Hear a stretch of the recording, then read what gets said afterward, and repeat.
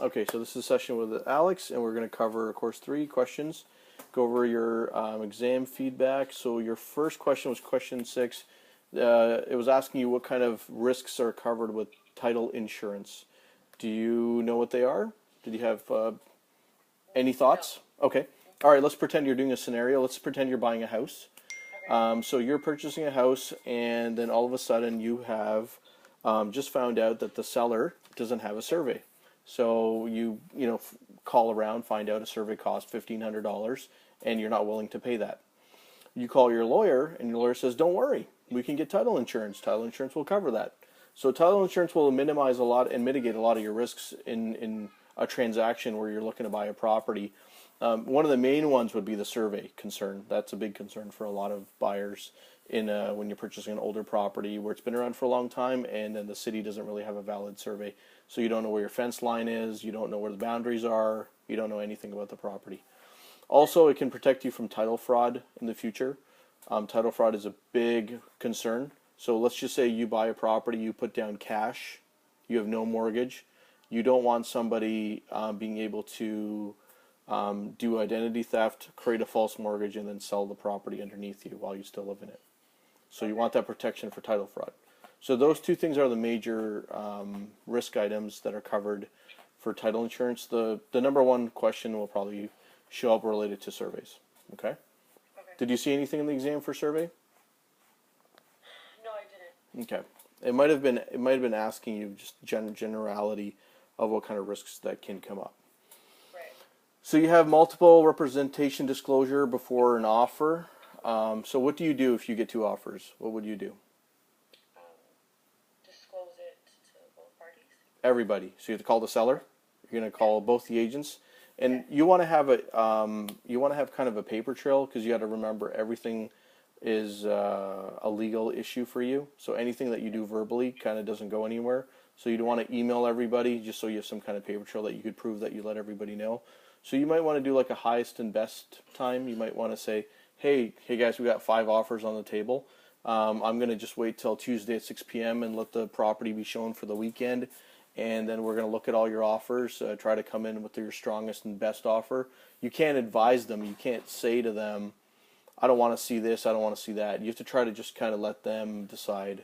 Unless the seller is giving you an exact instruction, then you can portray that instruction. You can't start making up your own stuff in between because you want a firm deal or you want a firm offer just so you can tie up the property, you know what I mean? So you've got to kind of watch it when you do business like that. You really want to you're really just a mediator, but you're acting like a lawyer, which is interesting, okay? So you want to be very careful on what you say.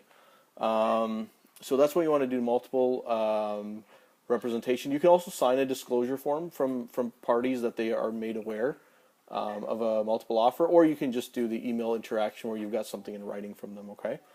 Then you went down to, there was a termination question by landlord and tenancies.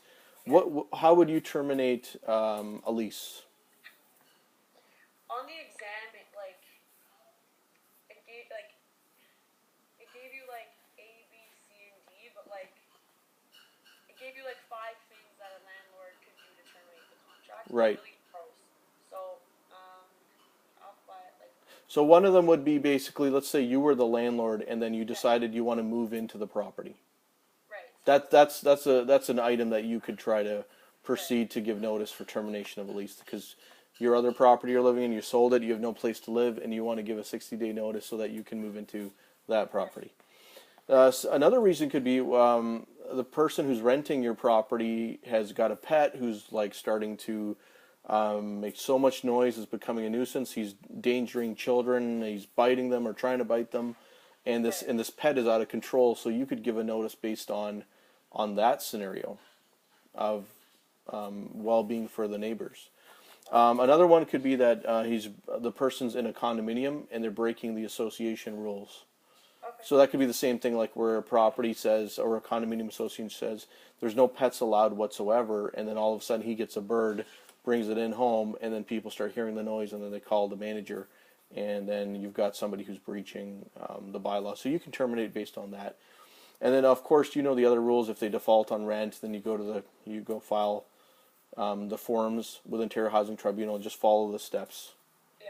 as well. So same kind of you that would be another scenario. Okay. So that gives you those are pretty much the popular ones. Then there's a question about recent trends in brokerage operations for home-based registrants. Yeah. So did you remember that question at all? I never even like went over that when I was studying. I guess I missed it. Okay. But I figured it out. So You figured it out? Okay.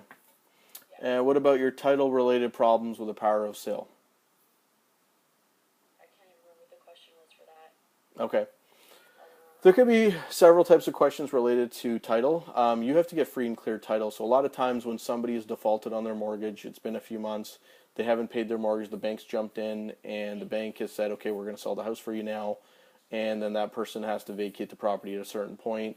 And then the bank has basically, the property's usually not in good shape.